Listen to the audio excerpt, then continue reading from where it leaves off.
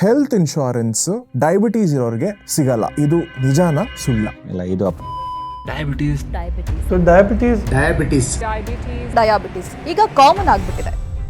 ನಮ್ಮ ದೇಶದಲ್ಲಿ ಸುಮಾರು 15% 20% ಅಡಲ್ಟ್ ಪಾಪ್ಯುಲೇಷನ್ ಏನಿದೆ ಇವಾಗ, especially over the age of 35, either they are diabetic or hypertensive.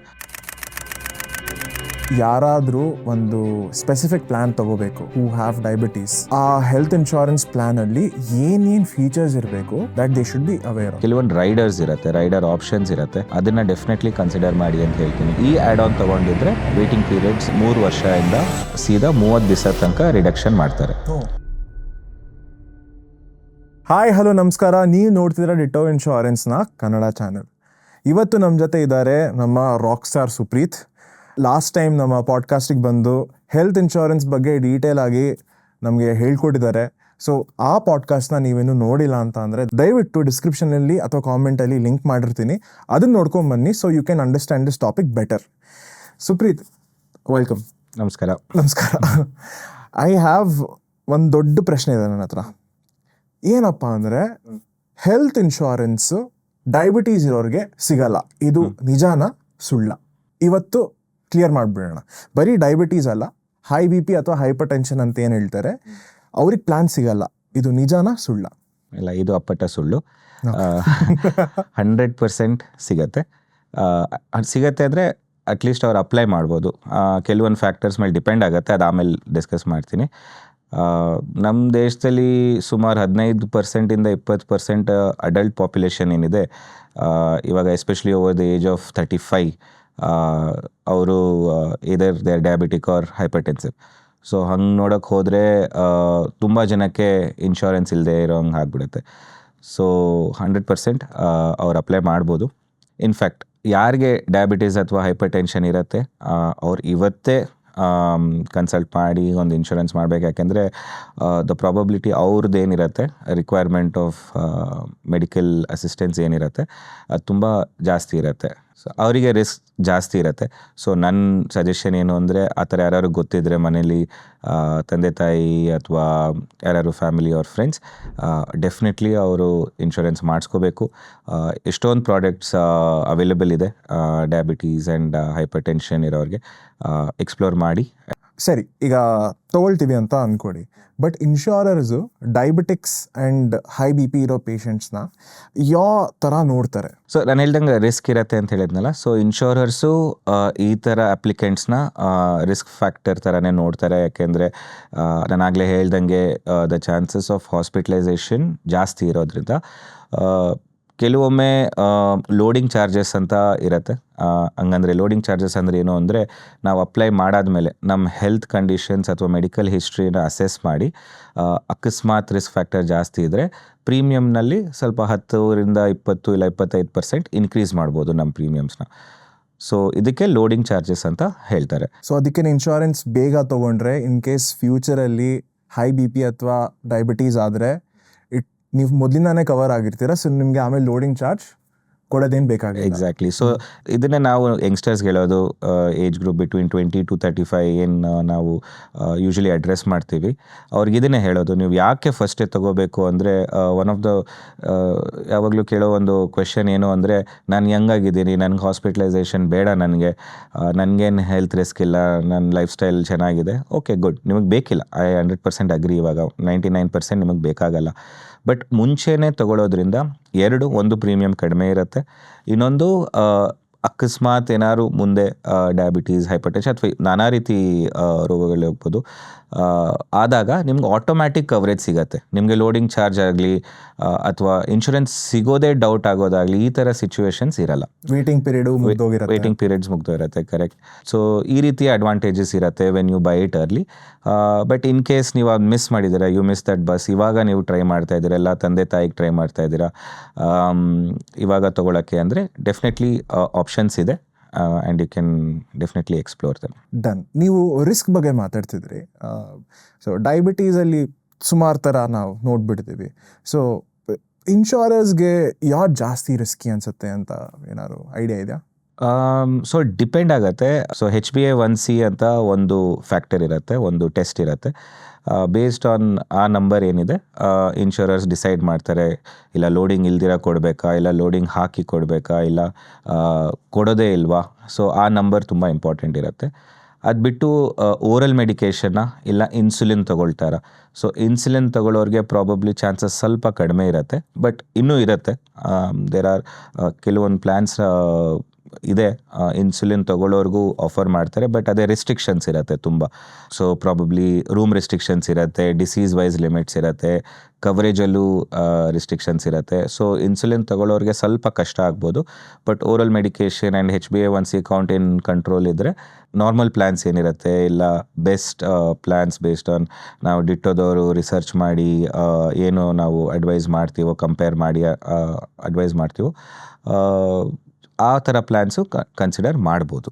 Okay, ನೀವು ಹೇಳಿದ್ರಿ ಇಂಡಿಯಾದಲ್ಲಿ ಪ್ರಿವಿಲೆಂಟ್ ಅಂದರೆ ಜಾಸ್ತಿ ಜನರಿಗಿರೋದು type 2 diabetes and almost 10-15% of the ಪಾಪ್ಯುಲೇಷನ್ಗೆ ಟೈಪ್ 2 ಡಯಾಬಿಟೀಸ್ ಇದೆ.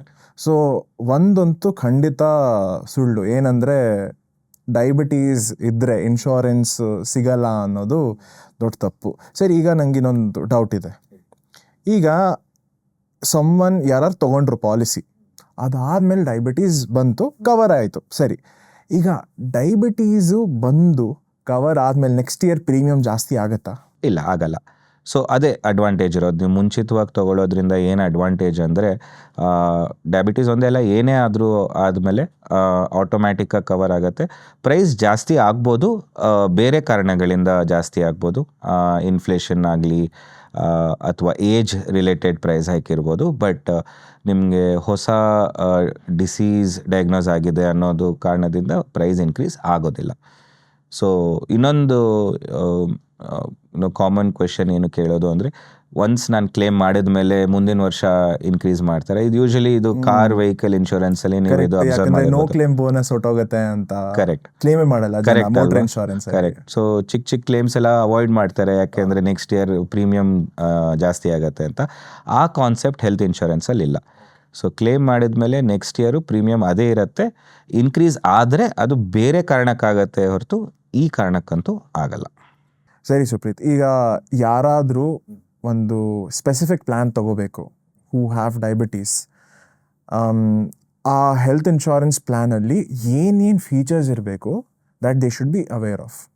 ಓಕೆ, ಸೊ ಫೀಚರ್ಸ್ ಡಿಸ್ಕಸ್ ಮಾಡೋಕ್ಕಿಂತ ಮುಂಚೆ ಒಂದು ಸಜೆಷನ್ ಏನು ಅಂದರೆ, ಅವ್ರದ್ದು ಮೆಡಿಕಲ್ ಹಿಸ್ಟ್ರಿ ಒಂದು ತಿಳುವಳಿಕೆ ಇದ್ದರೆ ಆವಾಗ ಅವರು ಕನ್ಸಲ್ಟೇಷನ್ ಮಾಡೋಕ್ಕೆ ಈಸಿ ಆಗುತ್ತೆ.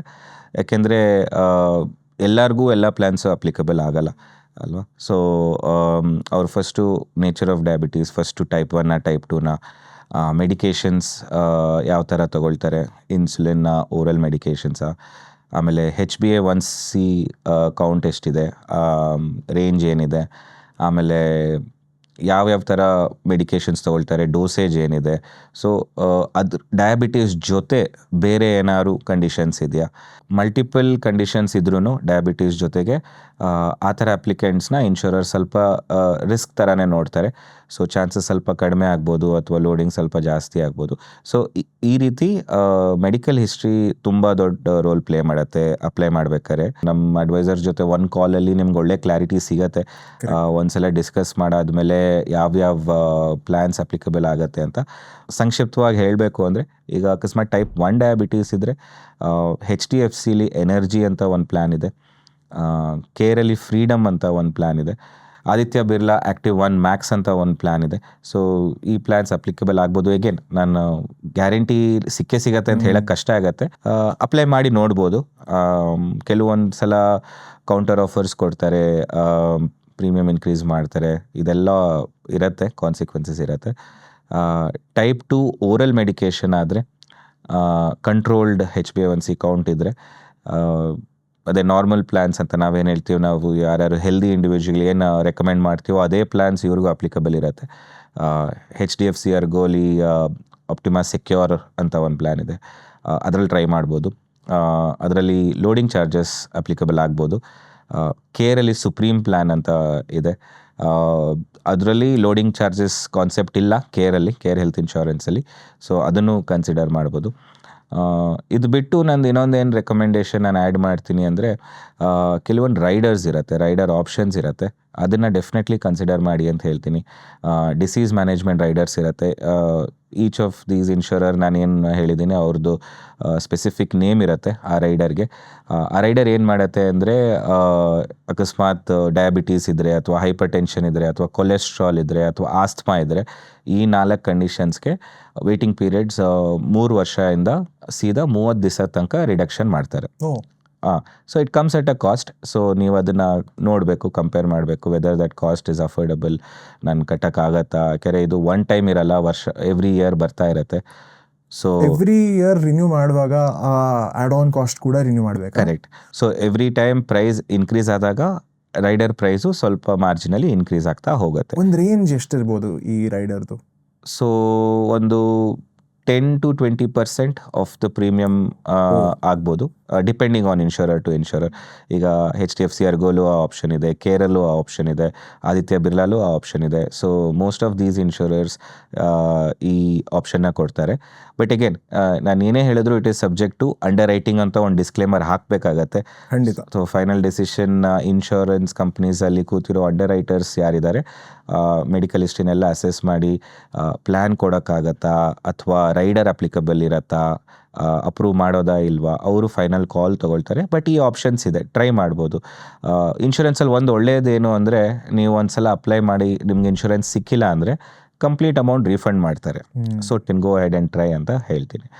ಅದೊಂದಿರುತ್ತೆ. ಇನ್ನೊಂದು ಕಡೆ ಇನ್ನೊಂದು ರೈಡರ್ ಯಾವುದು ಅಂದರೆ PD ವೇಟಿಂಗ್ ಪೀರಿಯಡ್ ರಿಡಕ್ಷನ್ ಅಂತಲೂ ಒಂದಿರುತ್ತೆ ರೈಡರು. 3 ವರ್ಷದಿಂದ 2 ವರ್ಷಕ್ಕೆ ಕಡಿಮೆ ಮಾಡ್ಬೋದು, 2 ಇಯರ್ಸಿಂದ 1 ಇಯರ್ ಕಡಿಮೆ ಮಾಡ್ಬೋದು. ಸೊ ಆ ಆಪ್ಷನ್ಸ್ನು ಎಕ್ಸ್ಪ್ಲೋರ್ ಮಾಡ್ಬೋದು. ಕೆಲವೊಂದು ಡೇ 1 ಕವರೇಜ್ ಇದೆ, day 30. Day 30 because first day ಬರೀ ಆಕ್ಸಿಡೆಂಟ್ಸ್. ಇನ್ನೊಂದು ಅನ್ಲಿಮಿಟೆಡ್ ರೆಸ್ಟೋರೇಷನ್ ಆಲ್ಸೋ ನಾನು ಇದರಲ್ಲಿ ಆಲ್ದೋ ನಾಟ್ ರಿಲೇಟೆಡ್ ಇಂಡೈರೆಕ್ಟಾಗಿ ಹೆಲ್ಪ್ ಆಗ್ಬೋದು ಅನ್ಲಿಮಿಟೆಡ್ ರೆಸ್ಟೋರೇಷನ್. ಏನಕ್ಕೆ?